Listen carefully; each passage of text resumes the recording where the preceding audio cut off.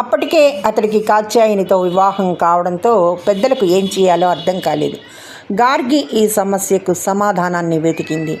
మైత్రేయిని కాత్యాయనికి పరిచయం చేసి ఆ ఇద్దరు ఎంతో స్నేహంగా ఉండేలా చేసింది కాత్యాయని.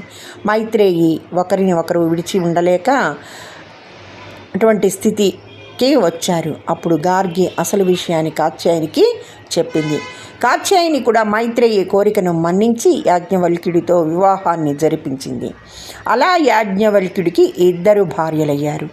మైత్రేయి ఆ కాలంలోని మహిళలలో ప్రఖ్యాతి వహించినది. ఆమెను బ్రహ్మవాదిని అనేవారు. యాజ్ఞవల్క్యునికి వృద్ధాప్యం వచ్చాక అతడు సన్యాసం స్వీకరించాలనుకున్నాడు.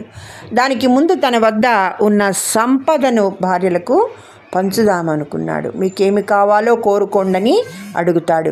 మాకు సంపద అక్కర్లేదు, జరామృత్యువులు లేని మోక్ష మార్గం చూపండని అడిగారు వాళ్ళు. అప్పుడు యాజ్ఞవల్క్యుడు వారికి ధర్మ బోధ చేశాడు. భర్త భార్యను ప్రేమిస్తున్నాను, నేను ఆమెకు ప్రియుడిని అనుకుంటాడు. కానీ అతడు తన కొరకే, తన ఆత్మ కొరకే ఆమెకు ప్రియుడవుతున్నాడు.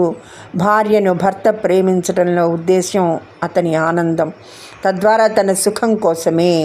ఎవరు ఎవరిని నిస్వార్థంగా ప్రేమించరు, తమ కొరకే వాళ్ళను ప్రేమిస్తారు. ఇదే సూత్రం మిత్రులకు పుత్రులకు సమస్తానికి వర్తిస్తుంది. అంతా నా కొరకే అంటున్నావు కదా, ఎవరి నేను అని విచారణ చేయాలి, అంతా ఆత్మయే అంటూ బోధించాడు. ఆత్మావా అరే ద్రవ్యో శ్రోతవ్యో మంతవ్యో నిధిధ్యాసితన్యో అని చెప్పేది ఇదే.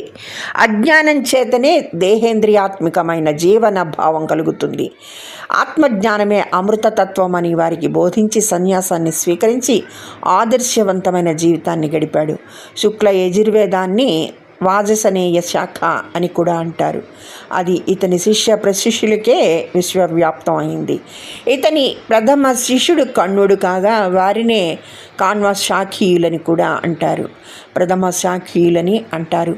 శుక్ల యజుర్వేదం మధ్యాహ్న కాలంలో సంప్రాప్తమైనందున దానిని మాధ్యందిన శాఖ అని కూడా వ్యవహరిస్తారు. విదేహరాజైన జనకుడు సంకల్పించిన సన్మాన సభలో 8 మంది తత్వవేత్తలు అన్ని విధాలుగా ప్రశ్నించి బ్రహ్మవేత్తలతో సర్వశ్రేష్ఠునిగా యాజ్ఞవల్క్యుని గుర్తించారు. శతపథ బ్రాహ్మణం యాజ్ఞవల్క్యుని మంత్రశక్తికి ప్రజలు ప్రబల నిదర్శనం. ధర్మశాస్త్రంలో సంతృప్తికరంగా స్మృతికర్తగా పేరు పొందిన యాజ్ఞవల్క్యుని స్మృతి మనుస్మృతి తర్వాత చెప్పుకోదగిన స్మృతి గ్రంథం. ఇందు ఆచార వ్యవహార ప్రాయశ్చిత్తాలను 3 కాండలలో ఉపదేశించాడు యాజ్ఞవల్క్యుడు. యోగాన్ని గురించి, యోగాంగాలు, ఉపాంగాలు మొదలైన వాటిని గురించి బృహదారణ్యకోపనిషత్తులో 12 అధ్యాయాలలో వివరించినట్లుగా ఇది అతను బ్రహ్మవాదిని గార్గితో చేసిన సంభాషణ సారమని తెలుస్తోంది. దీనినే యోగ యాజ్ఞవల్క్యమని అంటారు. కర్మజ్ఞానాల సమ్మిళితమే మోక్షప్రాప్తికి దారితీస్తుంది అని తెలిపే భావాలు ఇందులో పొందుపరచబడి ఉన్నాయి. ఇది మొత్తం 12 అధ్యాయాల్ని కలిగి ఉండి ప్రశస్తిని పొందింది. యాజ్ఞవల్క్యుని యజ్ఞస్వరూపాన్ని, ఆత్మశక్తిని, నిగూఢ రహస్యాలను కరతలామలకం గావించగలిగిన ధీశక్తి గుర్తించి మహర్షులందరూ కలిసి మాఘ శుద్ధ పౌర్ణమి నాడు యోగీంద్రుడని అతన్ని పట్టాభిషిక్తుని గావించారు. ఇటువంటి అరుదైన గౌరవం యాజ్ఞవల్క్యునికే దక్కింది.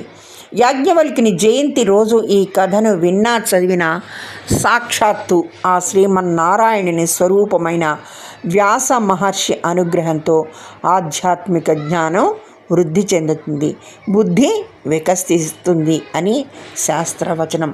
ఓం శ్రీ గురుభ్యో నమః. ఓం నమః శివాయ. ధన్యవాదములు. సర్వే జనా సుఖినో భవంతు.